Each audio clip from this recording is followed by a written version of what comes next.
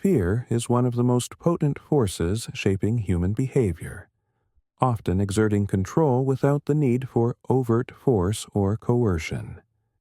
This fear principle operates subtly, influencing our decisions, relationships, and societal structures in ways that are both pervasive and profound.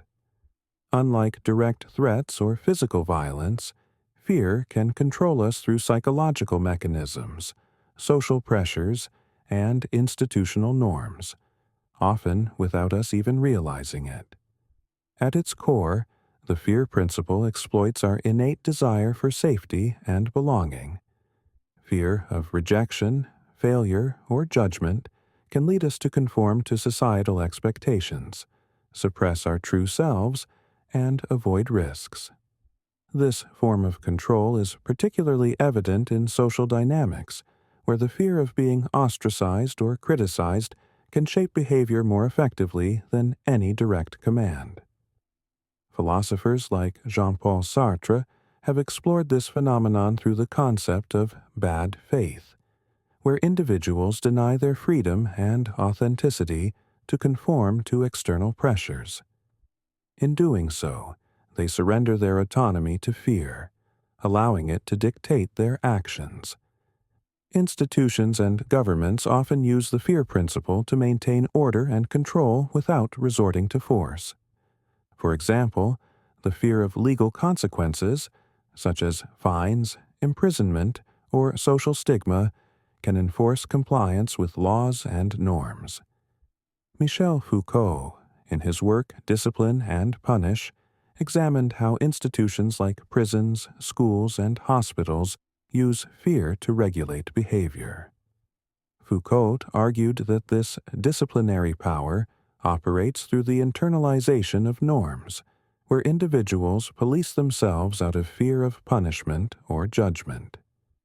This subtle form of control is often more effective than overt coercion, as it becomes ingrained in our thoughts and actions.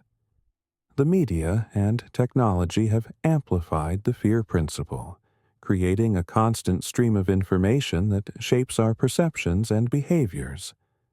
News outlets, social media platforms, and advertising often exploit fear to capture attention and influence behavior.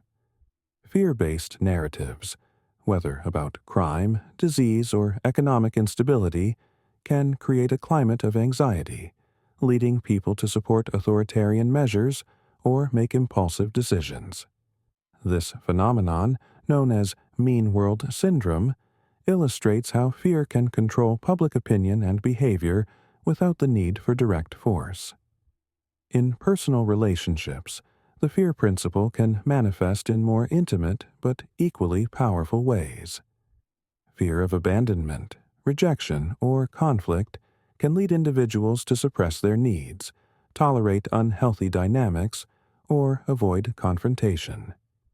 This form of control is often subtle, operating through emotional manipulation, guilt, or the threat of withdrawal.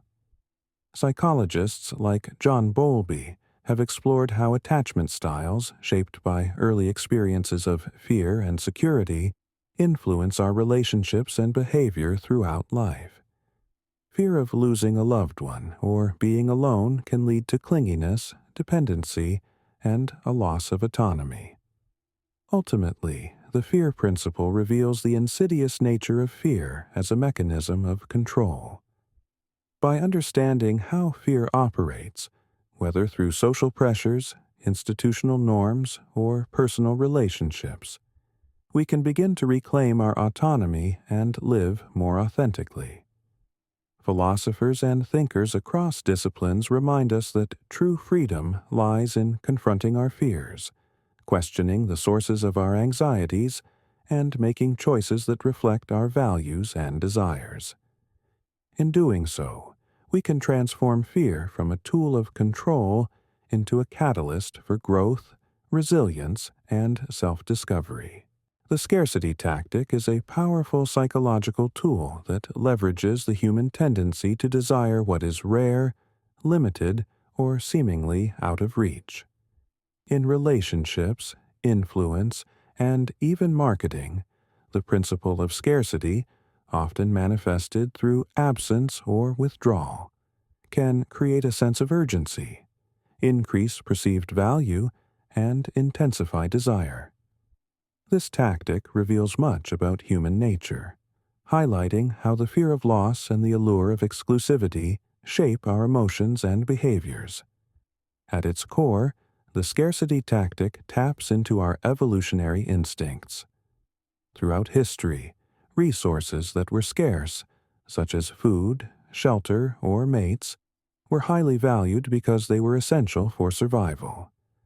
This instinctual response to scarcity has been hardwired into our psychology, leading us to prioritize and desire things that appear limited or difficult to obtain.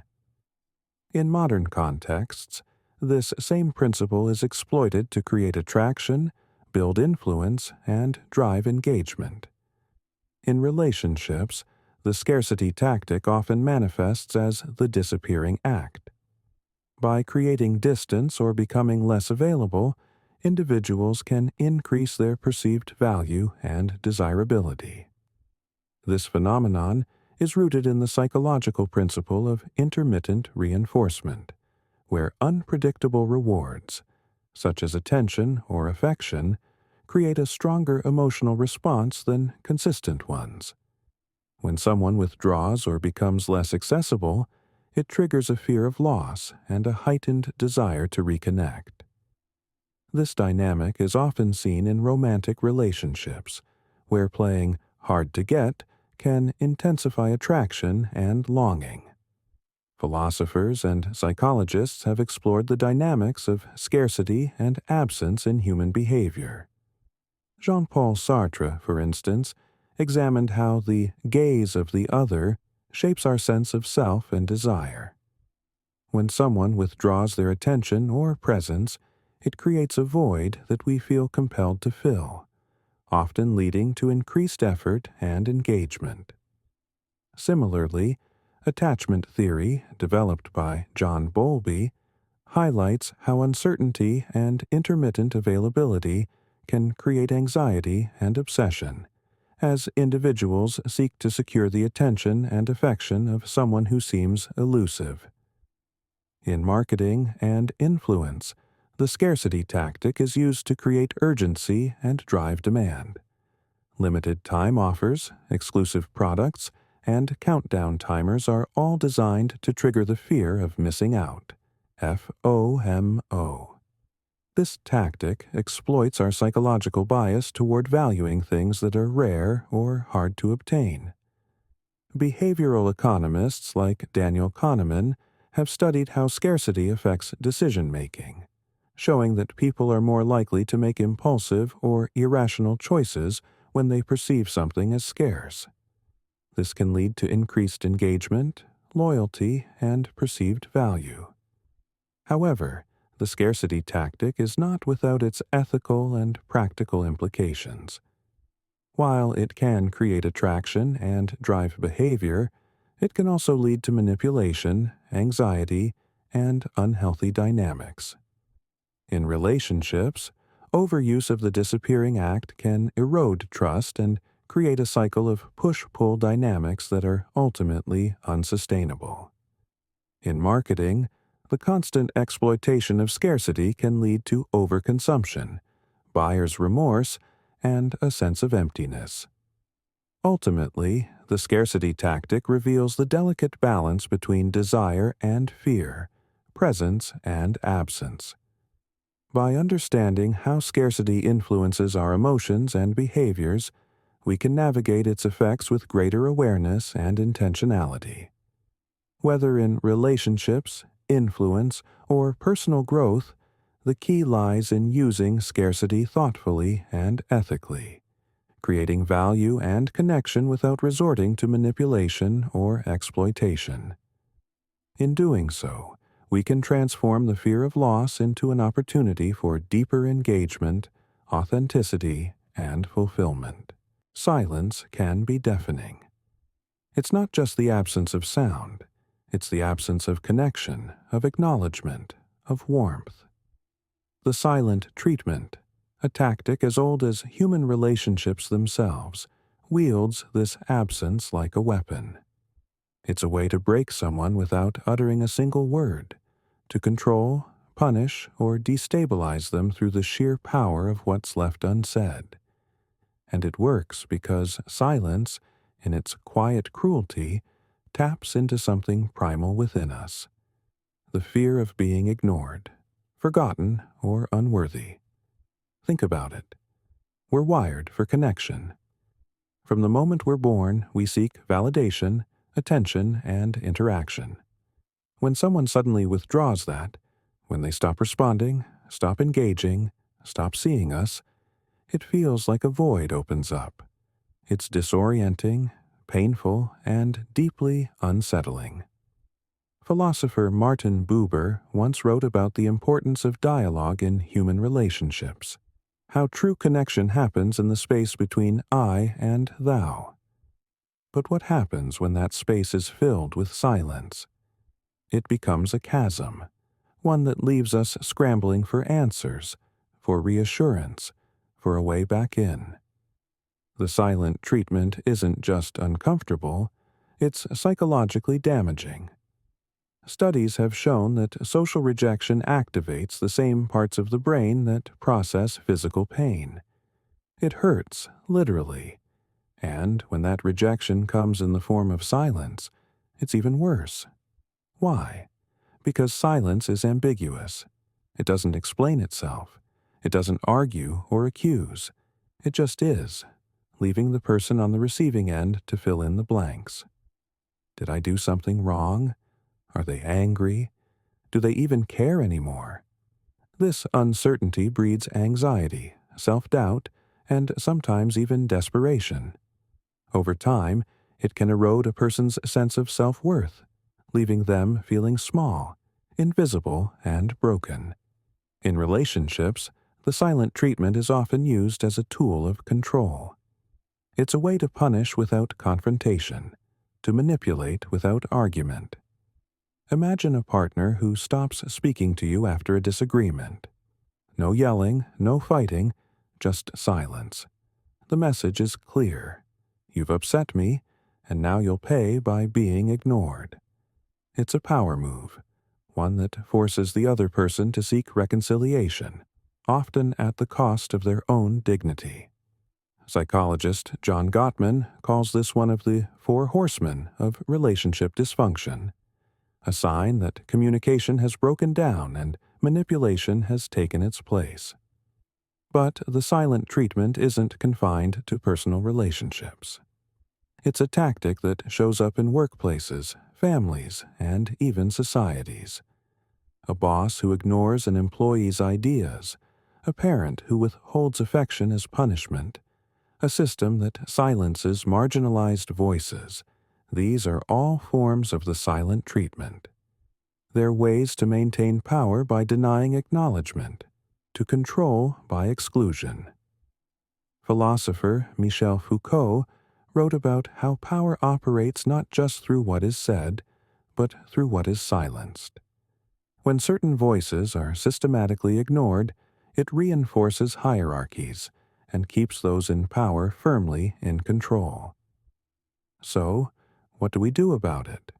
How do we break free from the grip of silence? The first step is recognizing it for what it is, a form of emotional manipulation. It's not about resolving conflict or setting boundaries. It's about control. Once we see it clearly, we can start to push back. That might mean setting firm boundaries, refusing to engage in the cycle of silence and pursuit, or seeking support from others who can help us regain our footing. But perhaps the most powerful antidote to the silent treatment is to reclaim our own voice. Silence thrives on uncertainty and fear, but it loses its power when we refuse to let it define us. By speaking up, by seeking connection elsewhere, by reminding ourselves of our worth, we can break the cycle. Because while silence can be a weapon, it can also be a space for reflection, for healing, and for finding our own strength. There's a strange magic in absence. It's counterintuitive, really. How pulling away can draw someone closer. How silence can speak louder than words. How disappearing can make you unforgettable. The power of absence is a subtle art, one that taps into the deepest parts of human psychology, our fear of loss, our desire for what we can't have, and our instinct to chase what feels just out of reach. When used thoughtfully, absence can be a tool to create intrigue, spark desire, and make someone chase you. But how does it work, and why does it have such a profound effect? Let's start with the basics. Scarcity. Humans are wired to want what's rare or hard to obtain. It's why limited edition products sell out in minutes, why exclusive invitations feel so enticing, and why the person who seems just a little out of reach becomes all the more attractive. Absence creates scarcity. When you're not always available, when you don't immediately respond, when you step back instead of leaning in, you become something to be pursued rather than taken for granted. It's not about playing games. It's about understanding human nature and using it to create a dynamic where you're valued, not overlooked. Think about it. When someone is always there, always accessible, always eager, it's easy to take them for granted. Familiarity, as they say, breeds complacency. But when that person suddenly becomes less available, something shifts. The absence creates a void, and the human mind hates a void. It wants to fill it, to understand it, to resolve it. This is where the chase begins. The other person starts to wonder, where are they? Why aren't they responding? Do they not care anymore? And just like that, their attention is fully on you. This isn't just speculation, it's rooted in psychology. The concept of intermittent reinforcement plays a huge role here. When rewards, like attention, affection, or validation, are given unpredictably, they become more addictive. Think of a slot machine. You keep pulling the lever because you never know when you'll hit the jackpot. The same principle applies to relationships. When your presence and attention are inconsistent, the other person becomes more invested in earning them. They start chasing because they want to recreate those moments of connection, and the uncertainty keeps them hooked. But there's a fine line between creating intrigue and creating confusion. The power of absence isn't about manipulation or cruelty. It's about balance. It's about showing someone your value by not always being at their beck and call. It's about giving them the space to miss you, to reflect on what you bring to their life, and to realize that you're not someone they can take for granted. It's about being a priority, not an option. Philosophers and thinkers have long understood the allure of absence. The French writer François de la Rochefoucauld once said, "Absence diminishes mediocre passions and increases great ones, as the wind extinguishes candles and fans fires." In other words, absence has a way of separating what's fleeting from what's real. If someone's interest in you is shallow, your absence will reveal that. But if their feelings are genuine, your absence will only deepen their desire. So, how do you harness the power of absence without crossing into manipulation? Start by valuing yourself. If you're always the one initiating conversations, making plans, or putting in effort, it's time to step back. Let the other person come to you. Focus on your own life, your own goals, and your own happiness. When you're fulfilled and independent, you become magnetic. People are drawn to those who don't need them but choose them. And here's the key. Absence only works if your presence is worth chasing.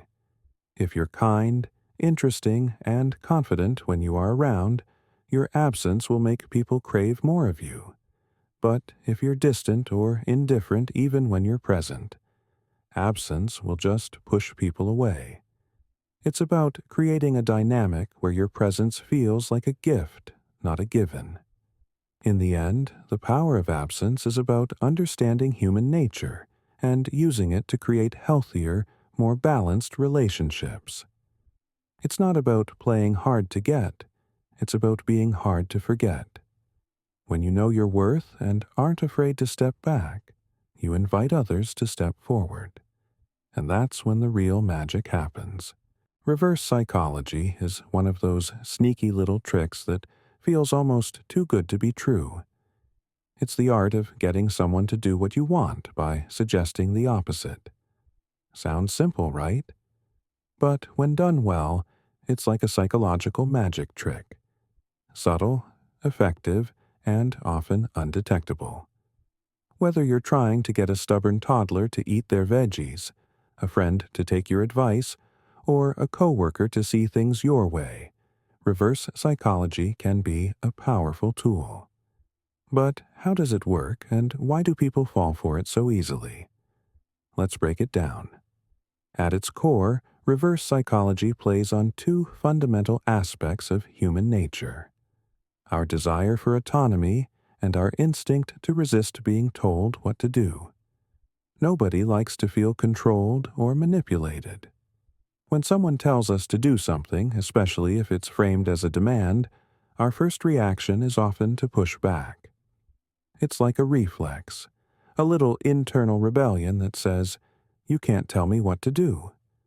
Reverse psychology flips this reflex on its head. Instead of telling someone what you want them to do, you suggest the opposite. This triggers their natural resistance, leading them to do exactly what you wanted in the first place. Take parenting, for example. If you've ever tried to convince a child to go to bed by saying, "You have to go to sleep right now," you've probably been met with a resounding no. But what if you said, "You know what? You're probably not tired enough to go to bed yet. Maybe you should stay up a little longer." Suddenly, the child might insist, "No, I am tired," and march off to bed. It's a classic example of reverse psychology in action.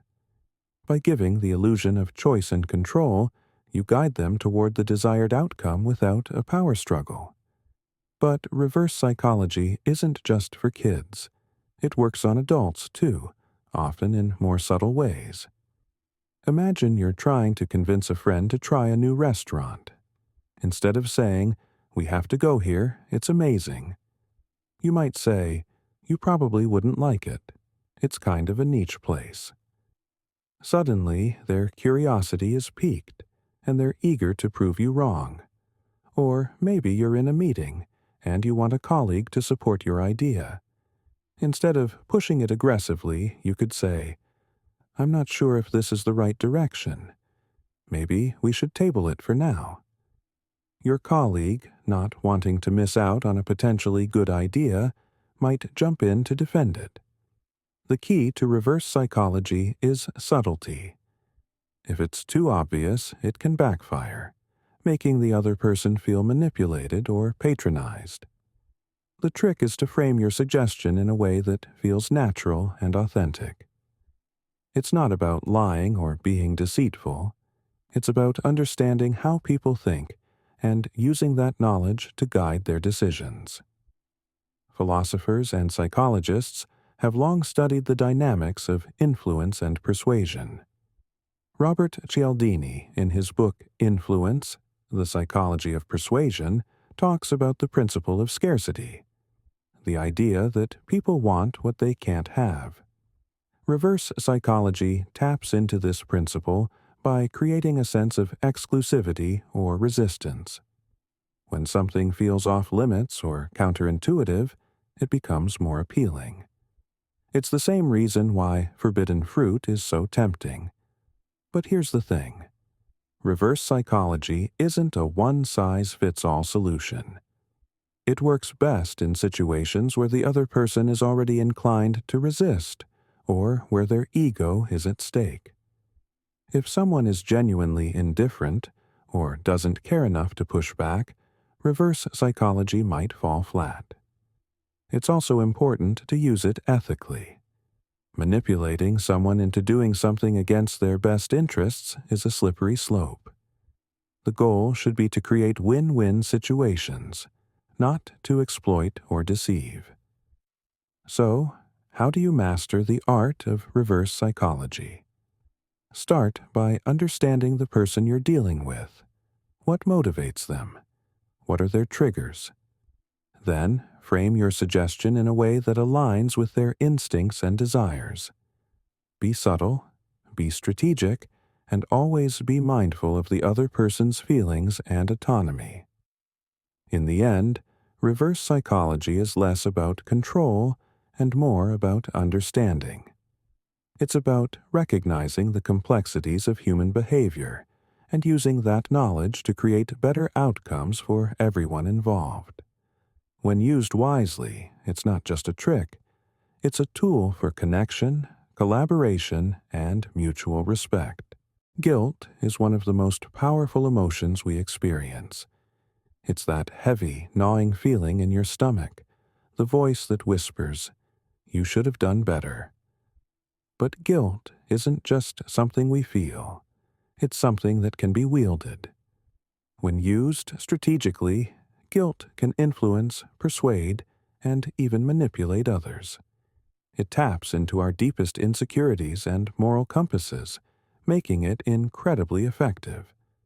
But how does it work, and why does it have such a strong hold on us? Guilt is a social emotion.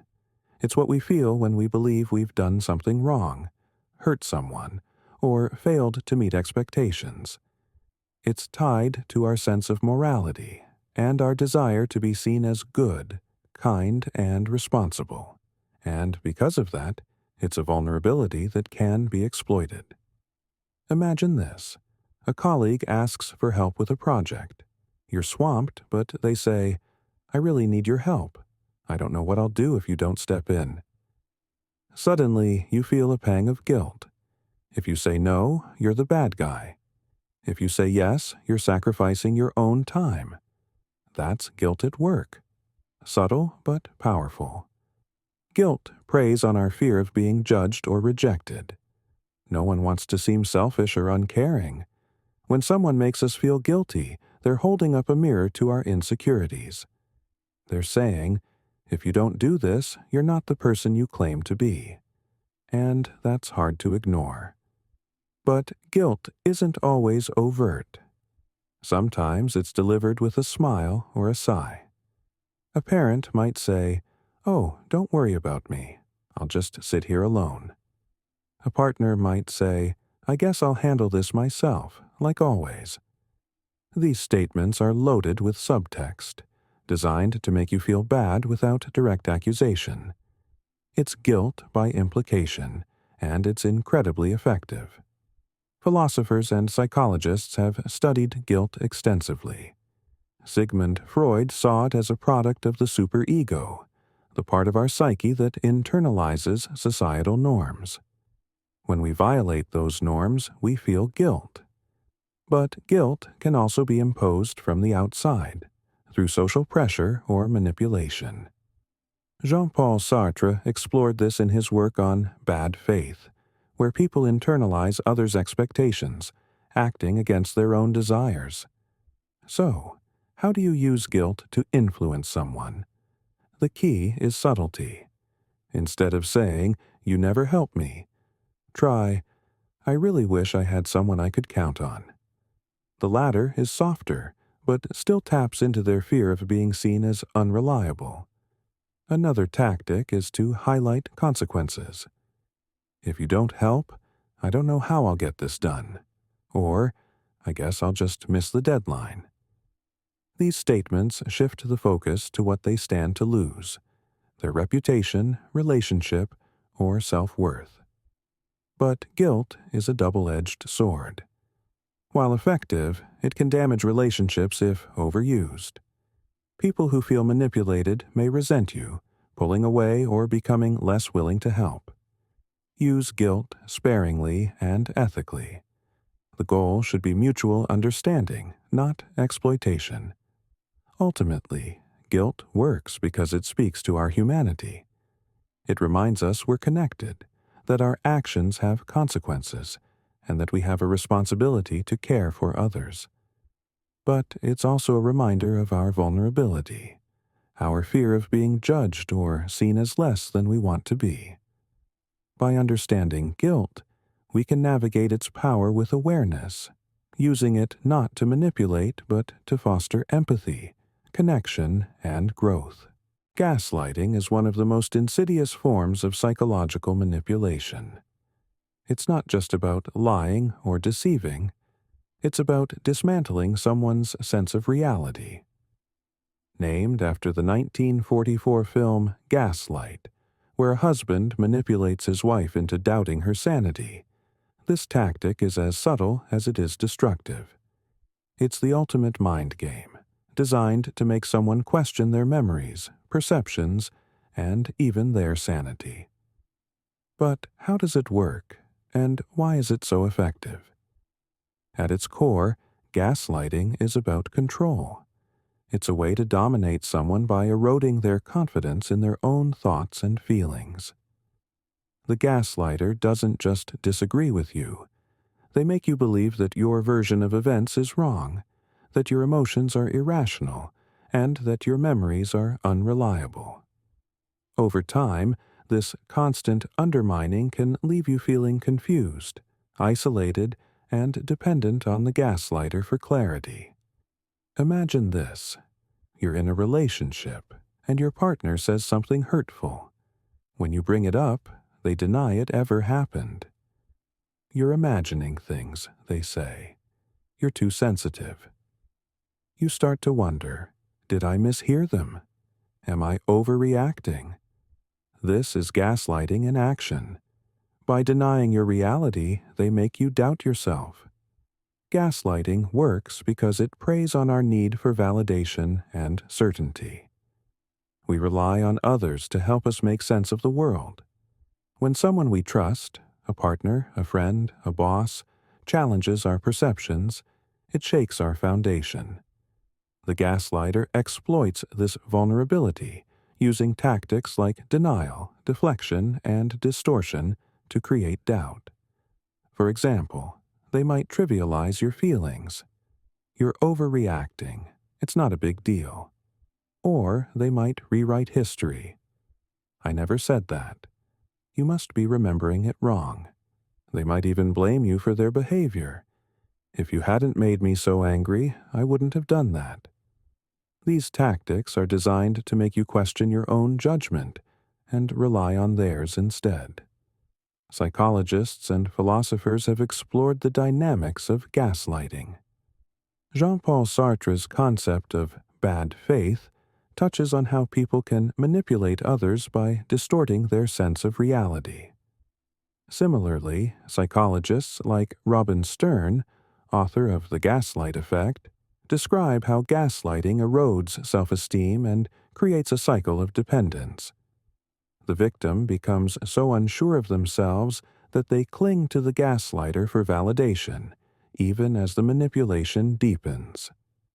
So, how do you recognize gaslighting? Look for patterns. Does the person consistently deny your experiences or feelings?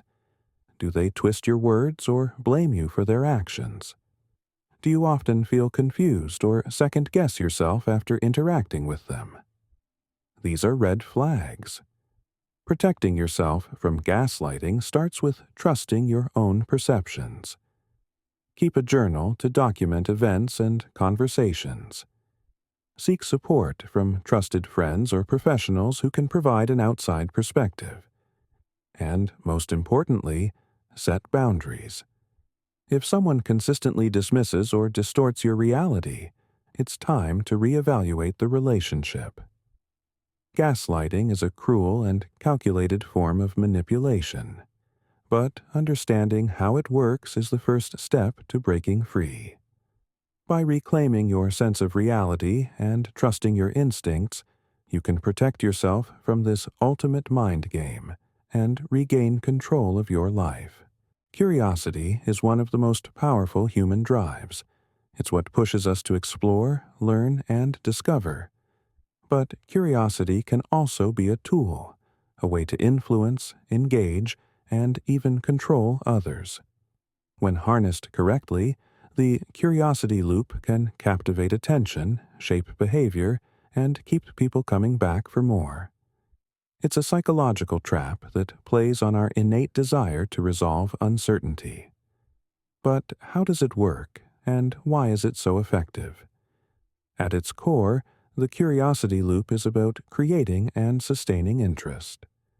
It's the art of dangling just enough information to pique someone's curiosity, but withholding enough to keep them hooked. Think of it like a cliffhanger in a TV show. You're left wondering what happens next, so you keep watching. The same principle applies to conversations, marketing, and even relationships. By strategically creating gaps in knowledge, you can guide someone's attention and actions. Imagine this. You're telling a story, but you stop just before the climax. "I'll tell you the rest later," you say. Suddenly, the other person is desperate to know what happens.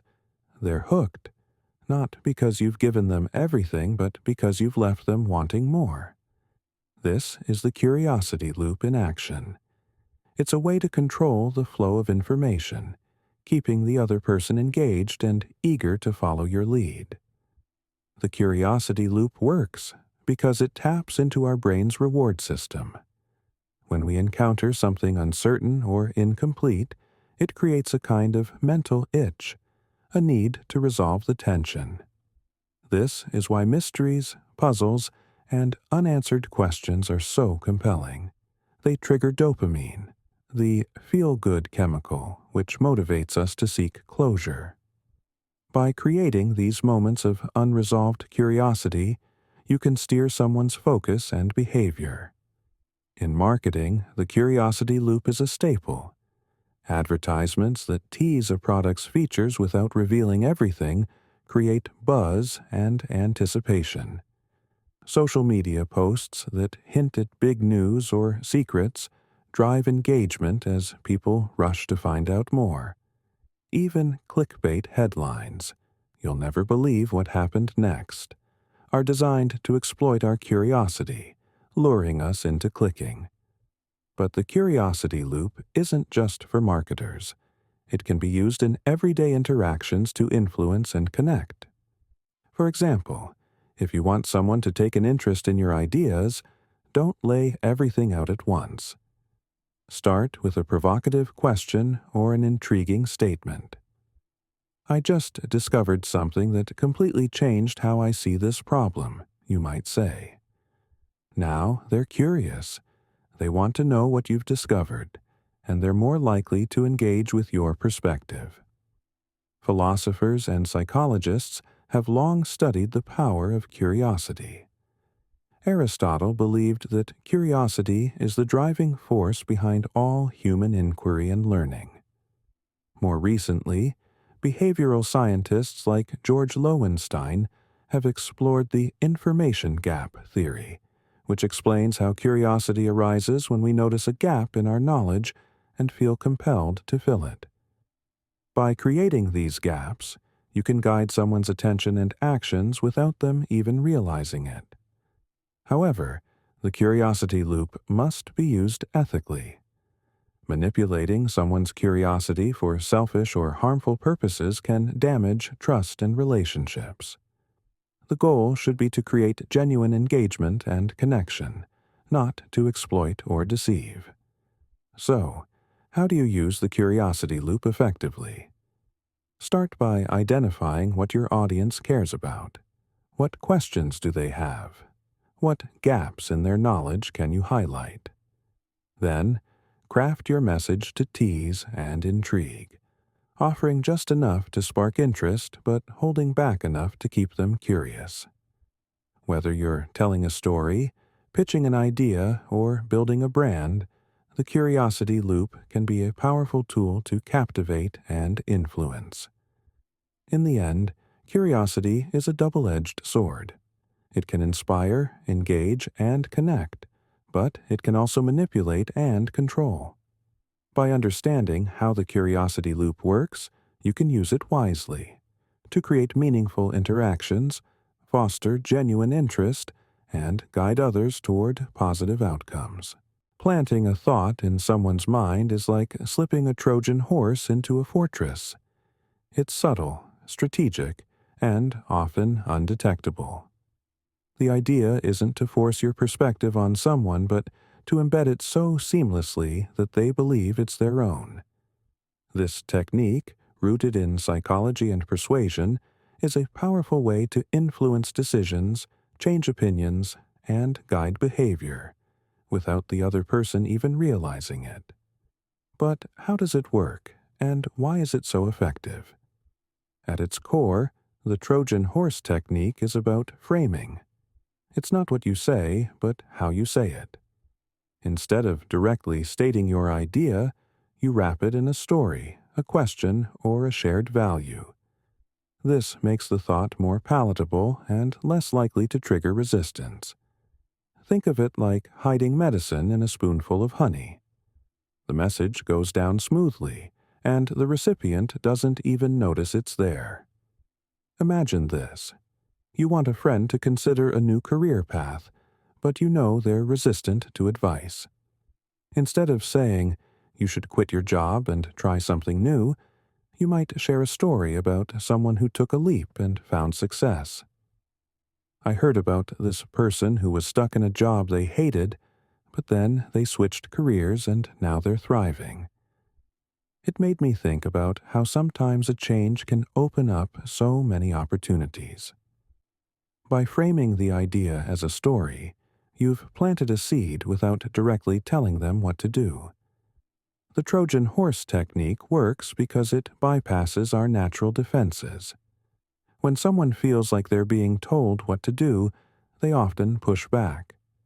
But when an idea is presented indirectly, through a story, a question, or a shared experience, it feels less like an imposition and more like an insight they've arrived at themselves. This is why questions are such a powerful tool. Instead of saying, "You should save more money," you might ask, "Have you ever thought about how much easier life would be if you had a financial cushion?" Now, they're thinking about saving money, and it feels like their idea. Psychologists and philosophers have long understood the power of indirect influence. Robert Cialdini, in his book Influence, The Psychology of Persuasion, talks about the principle of social proof, the idea that people are more likely to adopt behaviors or beliefs if they see others doing the same. By framing your idea as something others have embraced, you make it more appealing. Similarly, Socrates used the Socratic method to guide others to insights by asking questions, allowing them to arrive at conclusions on their own. But the Trojan horse technique isn't just about manipulation. It's about connection. It's a way to share ideas in a way that respects the other person's autonomy and intelligence. The goal isn't to control, but to inspire, to plant a seed that might grow into something meaningful. So, how do you use this technique effectively? Start by understanding the other person's values, interests, and concerns. What resonates with them? What stories or examples might they relate to? Then, frame your idea in a way that aligns with their perspective. Use questions to guide their thinking, stories to illustrate your point, and shared values to build trust. The key is subtlety. If the Trojan horse is too obvious, it won't work. In the end, the Trojan horse technique is about influence, not coercion. It's a way to share ideas that inspire and empower, rather than dictate and control. By planting thoughts thoughtfully and ethically, you can guide others toward positive outcomes, while letting them believe it was their idea all along. Emotional resilience is the ultimate shield. It's what makes you unshakable in the face of criticism. immune to manipulation, and untouchable by those who try to control or undermine you. Becoming emotionally untouchable isn't about being cold or detached. It's about cultivating a mindset that protects your peace, preserves your self-worth, and keeps you in control of your reactions. So, how do you build this unbreakable mindset? At its core, emotional untouchability is rooted in self-awareness and boundaries. It's about knowing who you are, what you value, and what you will and won't tolerate. When you're clear about these things, external attempts to manipulate or upset you lose their power. You become like a rock in a storm, unmoved, unbroken, and unyielding. Imagine this.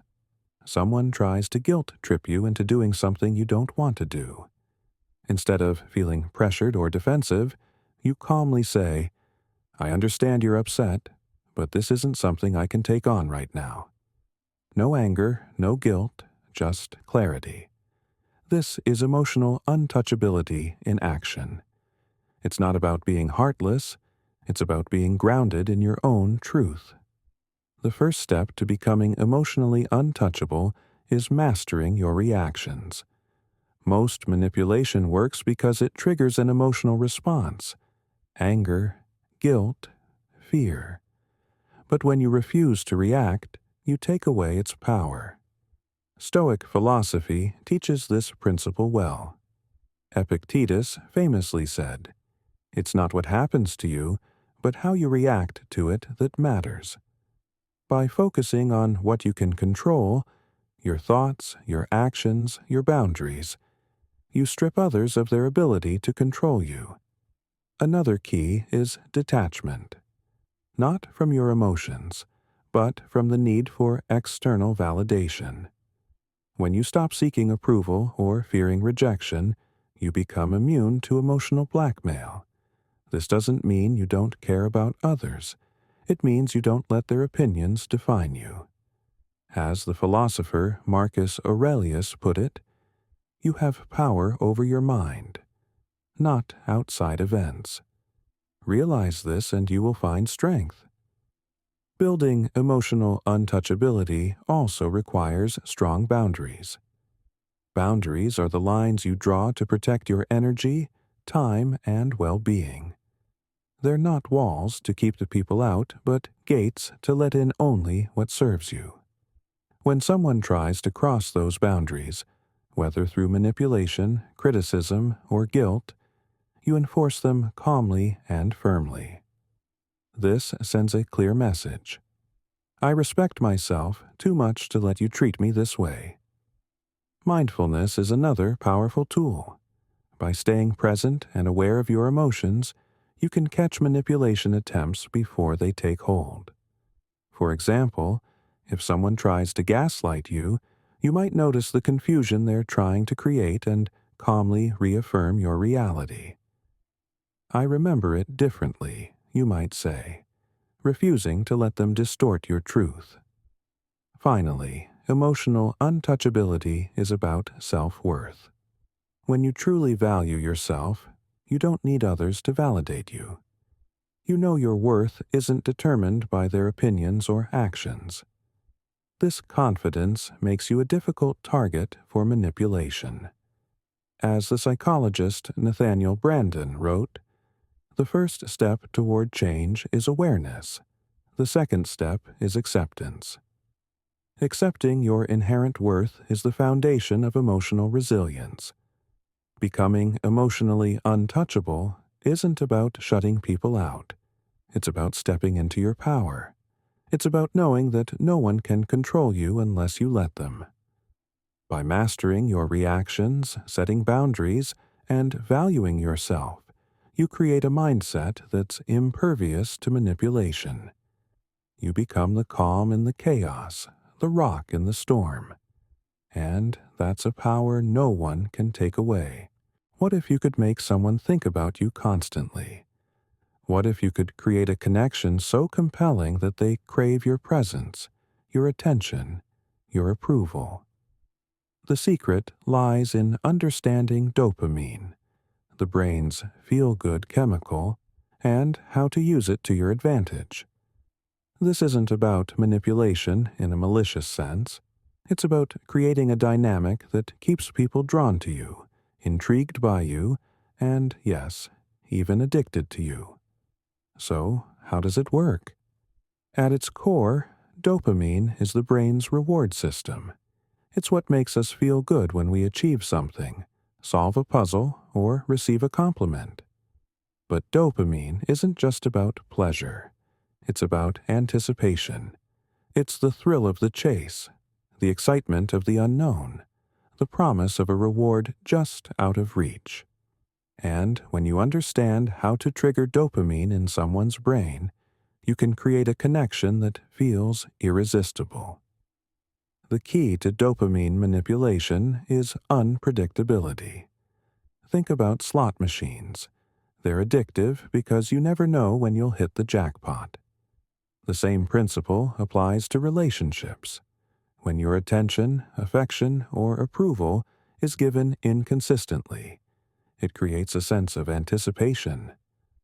The other person never knows when they'll get that next hit of dopamine from you, so they keep coming back for more. Imagine this. You're texting someone, but instead of replying immediately every time, you vary your response times. Sometimes you reply right away.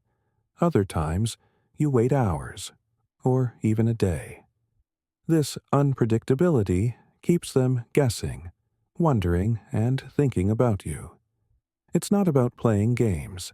It's about creating a dynamic where your presence feels like a reward. Another way to trigger dopamine is through curiosity. Humans are wired to seek answers and resolve uncertainty. By leaving small gaps in your interactions, hinting at something intriguing but not fully explaining it, you create a mental itch that the other person wants to scratch. For example, you might say, "I had the craziest dream about you last night," and then change the subject. Now they're curious. They're thinking about you, wondering what the dream was about, and eager to hear more. Compliments and validation also play a role, but the trick is to use them sparingly. When you give someone a genuine compliment or show appreciation, it triggers a dopamine release. But if you do it too often, it loses its impact. By being selective with your praise, you make it feel more meaningful and rewarding. It's like giving someone a treat. They'll work harder to earn it. Philosophers and psychologists have long studied the dynamics of human connection.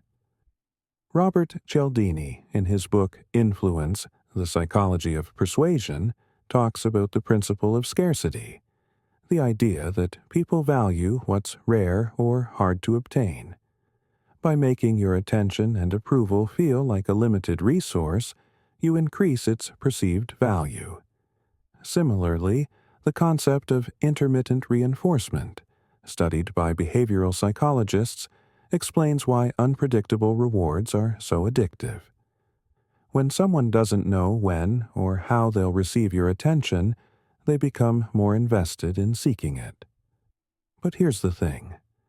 Dopamine manipulation isn't about control or exploitation. It's about creating a dynamic that's engaging, exciting, and mutually fulfilling. The goal isn't to make someone dependent on you, but to foster a connection that feels vibrant and alive. When used ethically, this approach can deepen relationships, spark attraction, and keep the spark alive. So, how do you use dopamine manipulation effectively? Start by being unpredictable.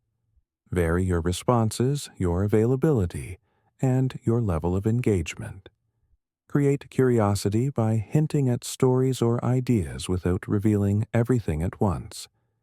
And use validation strategically, making your praise feel like a reward rather than a given. The key is balance. Too much predictability is boring, but too much unpredictability can feel chaotic. In the end, Dopamine manipulation is about understanding human nature and using that knowledge to create meaningful connections. By tapping into the brain's reward system, you can make yourself unforgettable, irresistible, and impossible to ignore. Just remember, the best connections are built on authenticity, respect, and mutual care. Use this power wisely, and you'll create relationships that are as rewarding as they are enduring. Guilt is a powerful emotion, but it doesn't always require words. Sometimes the most effective way to make someone feel guilty is through silence. A look, a gesture, or an absence that speaks louder than any accusation. This silent guilt tactic is subtle, yet incredibly effective. It's about creating an emotional ripple without uttering a single word. So, how does it work, and why is it so potent? At its core, silent guilt taps into our innate need for connection and approval. When someone withdraws their attention, affection, or presence, it creates a void. That void is filled with questions. Did I do something wrong? Are they upset with me? This uncertainty triggers guilt, even if no wrongdoing has occurred. It's a psychological nudge, a way to influence behavior without direct confrontation. Imagine this. You're upset with a friend for canceling plans last minute. Instead of calling them out, you simply become quieter, less responsive. You don't ignore them completely. You just pull back. They notice the shift. They start to wonder, why is she acting differently? Did I hurt her feelings? Before long, they're apologizing. Not because you asked them to, but because your silence made them reflect on their actions. Silent guilt works because it's indirect. It doesn't attack or accuse. It simply creates a space for the other person to fill in the blanks. And when people are left to their own thoughts, they often fill that space with self-doubt and remorse. It's a form of emotional mirroring. Your silence reflects their behavior back at them, forcing them to confront it. Body language is a key tool in silent guilt. A disappointed sigh, a lingering glance, or a subtle shift in demeanor can convey volumes without a single word. For example, if someone makes a thoughtless comment, you might simply pause, look away, and let the moment hang. That pause is powerful. It says, I heard that, and it hurt. The other person feels the weight of your reaction, even if you don't say a word. Another way to use silent guilt is through absence. When someone takes you for granted, sometimes the most effective response is to step back. Stop initiating plans. Stop offering help. Stop being the one who always reaches out. Your absence becomes a silent reminder of your value. They start to notice what's missing, and they start to feel guilty for not appreciating you more. Philosophers and psychologists have long understood the power of nonverbal communication. Jean-Paul Sartre explored how silence can be a form of resistance, a way to assert one's presence without engaging in conflict. Similarly, psychologists like John Gottman emphasize the importance of emotional cues in relationships. A well-timed silence can communicate more than 1,000 words. But here's the thing. Silent guilt is a double-edged sword. While it can be effective, it can also backfire if overused. Too much silence can create distance, breed resentment, or lead to misunderstandings. The goal isn't to punish or manipulate, but to encourage reflection and accountability. It's about creating a moment of pause, not a permanent rift. So, how do you use silent guilt effectively? Start by being intentional. Use silence sparingly and strategically as a way to communicate your feelings without escalating conflict. Pair it with subtle body language, a look, a gesture, a pause, that conveys your emotions without words. And always be mindful of the other person's perspective. Silent guilt works best when it's rooted in genuine emotion, not manipulation. In the end, silent guilt is about creating space for reflection, for growth, for change. It's a way to communicate your feelings without saying a word, to influence behavior without confrontation, and to foster connection through understanding. Used wisely, it's a tool that can strengthen relationships, deepen empathy, and create moments of meaningful change. Envy is a quiet but potent emotion. It's that gnawing feeling when someone has something we want: attention, success, admiration, and we don't. But envy isn't just something we feel, it's something that can be wielded. When used strategically, envy can be a tool to influence, motivate, and even control others. This jealousy injection taps into our deepest insecurities and desires, making it a powerful psychological lever. So, how does it work, and why is it so effective? At its core, envy is about comparison. It's the gap between what we have and what we want, between where we are and where we think we should be. And when someone else embodies what we desire, it triggers a mix of admiration and resentment. This emotional cocktail can be harnessed to shape behavior, drive competition, and create loyalty. Imagine this. You're managing a team and you want to motivate them to work harder. Instead of directly pushing them, you highlight the success of another team member. Did you see how well Sarah handled that project? She really went above and beyond. Suddenly, the others feel a pang of envy. They want that recognition too, so they step up their game. This is the jealousy injection in action, using someone else's success to spark motivation.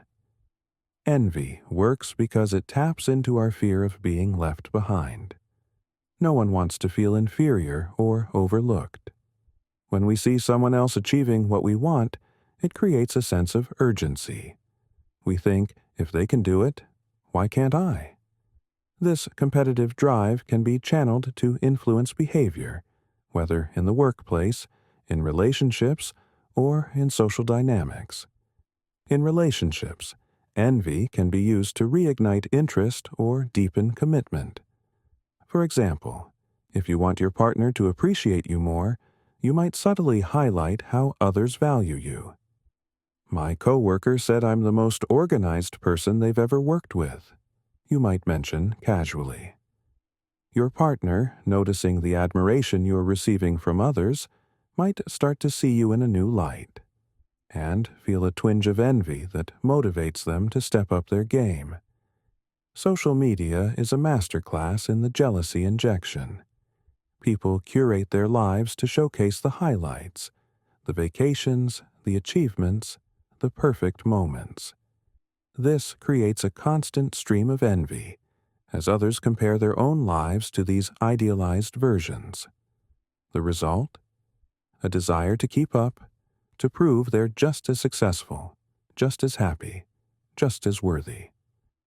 Philosophers and psychologists have long studied the role of envy in human behavior. Friedrich Nietzsche saw envy as a driving force behind ambition and creativity, calling it the shadow of greatness. Similarly, social comparison theory, developed by psychologist Leon Festinger, explains how we evaluate ourselves by comparing our achievements, possessions, and status to others. When we feel we're falling short, envy pushes us to close the gap. But here's the thing. Envy is a double-edged sword. While it can motivate and inspire, it can also breed resentment, competition, and insecurity. Used carelessly, the jealousy injection can damage relationships, create toxic environments, and erode trust. The key is to use it ethically and sparingly, as a way to inspire growth rather than foster negativity. So, how do you use the jealousy injection effectively? Start by understanding what the other person values. What do they want? What do they fear losing? Then, subtly highlight someone else's success or admiration in that area. The goal isn't to make them feel bad, but to create a sense of aspiration. Pair this with encouragement and support, so the envy is channeled into positive action rather than bitterness. In the end, the jealousy injection is about understanding human nature and using it to create meaningful change. By tapping into the power of envy, you can motivate, inspire, and influence, but always with care and intention. Because the best kind of control isn't about manipulation, it's about empowerment. Getting someone to confess something, whether it's a secret, a mistake, or a hidden truth, doesn't always require direct questioning. Sometimes, the most effective way to uncover information is by creating an illusion of trust. This tactic makes the other person feel safe, understood, and valued, lowering their defenses and encouraging them to open up voluntarily. It's a subtle art, one that blends psychology, empathy, and strategy. So, how does it work? At its core, the illusion of trust is about creating an environment where the other person feels comfortable sharing. It's not about tricking them, but about fostering a sense of connection and safety. When people feel trusted and understood, they're more likely to reveal things they might otherwise keep hidden. Imagine this. You suspect a colleague made a mistake on a project, but you don't want to accuse them outright. Instead of asking, "Did you mess this up?" you might say, "I noticed something seems off with the report. I've made similar mistakes before, so I get how easy it is to overlook things." By framing your observation as understanding rather than accusatory, you create a safe space for them to admit their error. They're more likely to confess because they don't feel threatened. The illusion of trust works because it taps into our need for connection and validation. When someone feels judged or attacked, they instinctively shut down. But when they feel heard and supported, they're more likely to open up. This is why empathy is such a powerful tool. By showing that you understand their perspective, or even share their struggles, you build a bridge of trust that encourages honesty. Another key to this tactic is active listening. When someone feels truly listened to, they're more likely to reveal deeper truths. Nodding, maintaining eye contact, and reflecting their words back to them. It sounds like you've been under a lot of pressure. Signals that you're engaged and non-judgmental. This creates a feedback loop where they feel compelled to share more. Philosophers and psychologists have long explored the dynamics of trust and communication. Carl Rogers, a pioneer of humanistic psychology, emphasized the importance of empathy and unconditional positive regard in fostering openness. Similarly, the concept of psychological safety, popularized by Amy Edmondson, highlights how trust and mutual respect create environments where people feel comfortable admitting mistakes and sharing ideas. But here's the catch. The illusion of trust must be genuine. If you're only pretending to empathize or listen, people will sense the insincerity and shut down. The goal isn't to manipulate, but to create a space where honesty feels natural and safe. This is why the illusion of trust is so powerful. It's rooted in authentic connection. So, how do you use this tactic effectively? Start by building rapport. Show genuine interest in the other person's thoughts and feelings. Use open-ended questions and reflective statements to guide the conversation without pressuring them. And, most importantly, be patient. Trust takes time to build, and confessions often come when the other person feels ready, not when you demand them. In the end, the illusion of trust is about understanding human nature People want to be seen, heard, and valued. When you create an environment that meets those needs, they're more likely to open up and share their truths, without you ever having to ask. The push and pull tactic is one of the most intriguing and effective ways to create attraction and keep someone hooked. It's a dance of closeness and distance, warmth and coolness, that plays on the human need for connection and the thrill of the chase. When done right, it can make someone obsessed with winning your attention, affection, and approval. But how does it work, and why is it so powerful?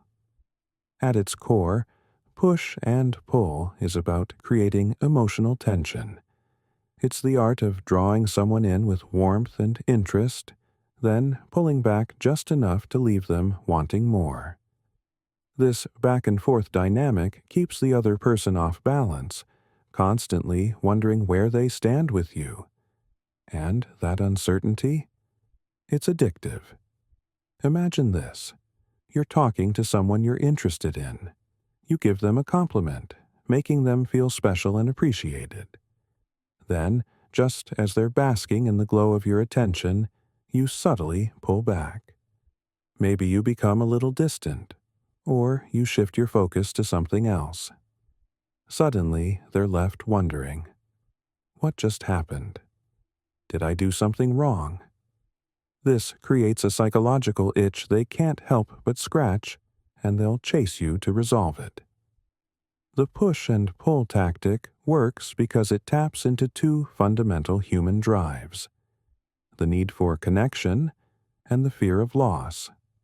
When you push by showing interest, you fulfill their desire for validation and closeness. When you pull by creating distance, you trigger their fear of losing that connection. This emotional roller coaster keeps them engaged, invested, and eager to win your approval. In relationships, push and pull can be used to reignite passion or deepen attraction. For example, you might spend an evening showering your partner with affection, making them feel like the center of your world.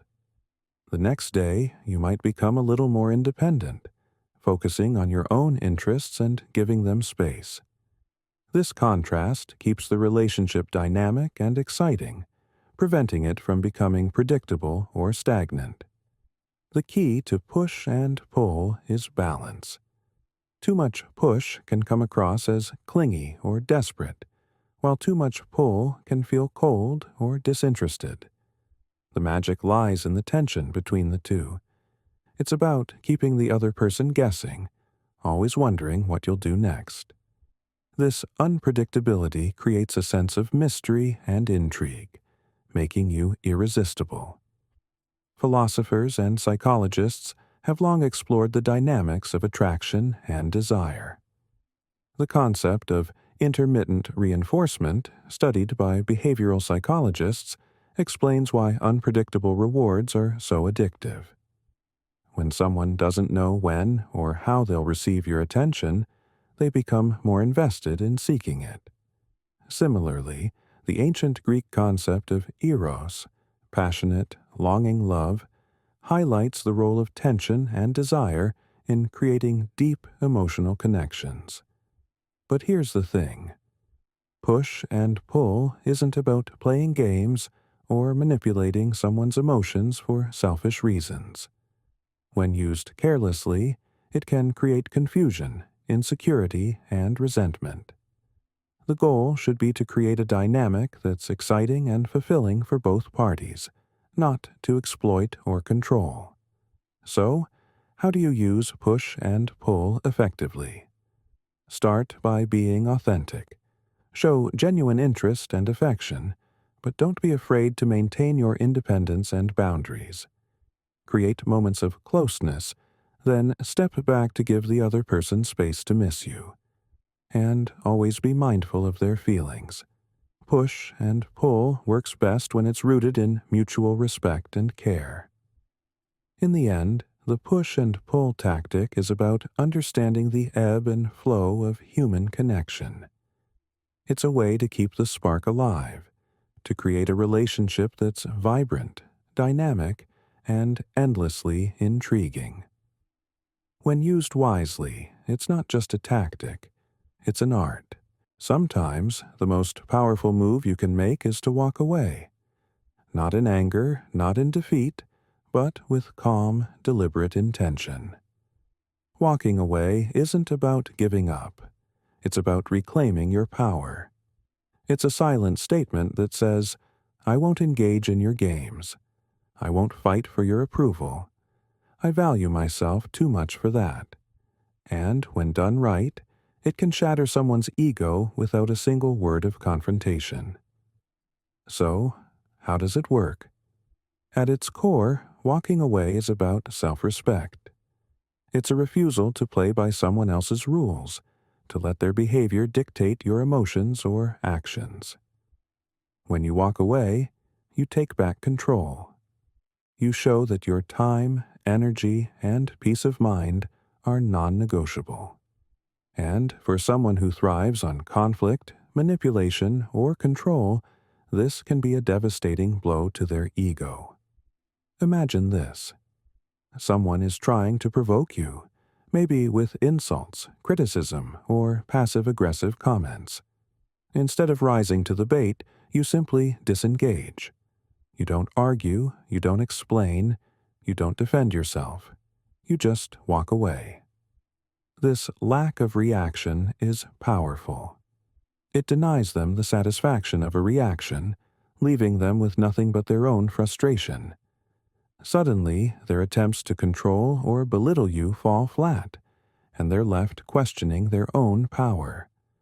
Walking away works because it disrupts the dynamic they're trying to create. People who manipulate or provoke often feed off the energy of the conflict. They want you to react, to engage, to show that they've gotten under your skin. When you refuse to give them that, you take away their ammunition. It's like a chess player who suddenly removes their pieces from the board. There's no game left to play. This tactic is especially effective in relationships where power struggles are common. For example, if someone is used to getting their way by throwing tantrums or making demands, walking away shows that their tactics no longer work. It sends a clear message. Your behavior won't control me.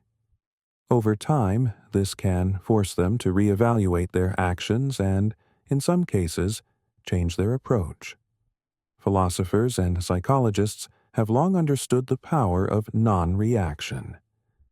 The Stoics, for instance, taught that our peace of mind comes from controlling our responses, not the actions of others. As Epictetus famously said, no one can hurt you without your consent. By choosing not to engage, you protect your inner peace and assert your autonomy. Similarly, modern psychology emphasizes the importance of boundaries in maintaining healthy relationships. Walking away is the ultimate boundary, a way to say, this behavior is unacceptable, and I won't tolerate it. It's not about punishing the other person, but about protecting yourself. But here's the key. Walking away must be done with intention, not emotion. If you storm off in anger, you're still giving them power over your emotions. The goal is to walk away calmly, confidently, and decisively. This shows that you're in control, not them. So, how do you use the power of walking away effectively? Start by recognizing when a situation or conversation is no longer serving you. If someone is disrespectful, manipulative, or toxic, disengage. Don't explain. Don't justify. Just leave. And when you walk away, do it with your head held high. Let your actions speak for themselves. I deserve better than this. In the end, walking away is about self-respect and self-preservation. It's a way to break someone's ego without stooping to their level. By refusing to engage, you show that your worth isn't up for debate. And that, more than anything, is the ultimate power move. Mystery is magnetic. It's the spark that draws people in, the intrigue that keeps them guessing, the allure that makes you unforgettable. And the key to mastering mystery: unpredictability. When you become the person who can't be easily figured out, you command attention, curiosity, and respect. You become the most fascinating person in the room. So, how do you harness the law of unpredictability to create an aura of mystery? At its core, unpredictability is about breaking patterns. Most people live predictable lives. They follow routines, stick to scripts, and reveal themselves too quickly. But when you defy expectations, when you keep people guessing, you create a sense of intrigue. You become a puzzle they can't resist trying to solve. Imagine this. You're at a social gathering. Instead of sharing your entire life story within the first 5 minutes, you offer just enough to pique curiosity. You hint at interesting experiences without revealing all the details. You're warm and engaging, but you don't over-explain. People walk away thinking, "Who is this person? I need to know more." That's the power of mystery. The law of unpredictability works because it taps into our natural curiosity. Humans are wired to seek answers and resolve uncertainty. When someone can't easily categorize or understand you, they become fascinated. They want to uncover your layers, to figure out what makes you tick. And in that process, they become invested in you. One way to cultivate unpredictability is through your actions. Do the unexpected. If you're usually the life of the party, try being more reserved at the next event. If you're typically quiet, surprise everyone with a bold statement or a spontaneous gesture. This contrast keeps people on their toes, making you impossible to ignore. Another key is controlling the flow of information. Share selectively. Instead of revealing everything about yourself, leave gaps for people to fill in. For example, if someone asks about your job, don't just list your title and responsibilities. Say something like, "I work in a field that's always changing. It keeps me on my toes." This creates intrigue without giving too much away. Your communication style also plays a role. Be a little enigmatic.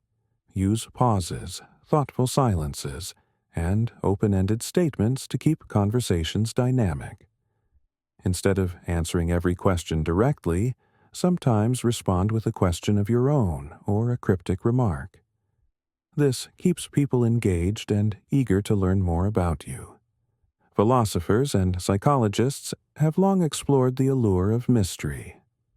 Friedrich Nietzsche wrote about the importance of masks and personas, suggesting that revealing too much too soon diminishes our power.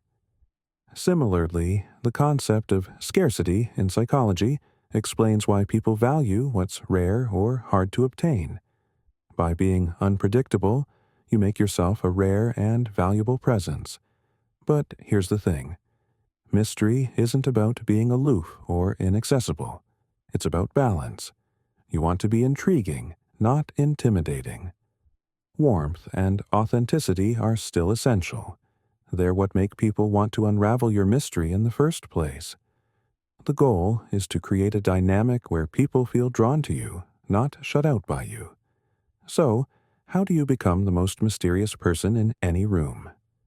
Start by embracing unpredictability. Break your own patterns, share selectively, and keep people guessing. Be engaging but enigmatic, warm but elusive. Let your actions and words create a sense of intrigue that others can't resist. In the end, the law of unpredictability is about understanding human nature. People are drawn to what they can't fully understand. By mastering this art, you become not just a presence in the room, but the most captivating one. And that's a power no one can ignore. Praise is a double-edged sword. On one hand, it's a genuine way to uplift and encourage. On the other, it's a powerful tool for manipulation. When used strategically, praise can create a dependency, a craving for validation that keeps people coming back for more. This validation addiction trap is subtle, effective, and deeply rooted in human psychology. So, how does it work, and why is it so potent? At its core, praise taps into our need for approval and recognition. From childhood, we're conditioned to seek validation from parents, teachers, peers, and later, bosses and partners. When someone praises us, it triggers a dopamine release, that feel-good chemical that makes us crave more. And when praise is given selectively, it becomes a tool for control. Imagine this. You're managing a team, and you want to motivate someone to work harder. Instead of praising them constantly, you wait for the perfect moment, when they've gone above and beyond, and then you lavish them with compliments. You're incredible. I don't know what we'd do without you. Suddenly, they're hooked. They want that high again, so they work even harder to earn your praise. This is the validation addiction trap in action. The key to using praise as manipulation is timing and scarcity. If you praise someone too often, it loses its impact. But if you withhold praise and only give it when they meet your expectations, it becomes a reward they'll strive for. This creates a dynamic where they seek your approval, often without even realizing it. In relationships, this tactic can be used to shape behavior. For example, if you want your partner to be more attentive, you might praise them lavishly when they do something thoughtful. You're so amazing when you do things like this. It makes me feel so special. Over time, they'll associate their actions with your approval and seek to repeat them. Social media is a masterclass in the validation addiction trap. Every like, comment, and share is a tiny hit of praise, conditioning us to seek external validation. The more we post, the more we crave that dopamine rush, creating a cycle of dependency. It's a modern-day example of how praise can be used to manipulate behavior on a massive scale. Philosophers and psychologists have long studied the effects of praise and validation.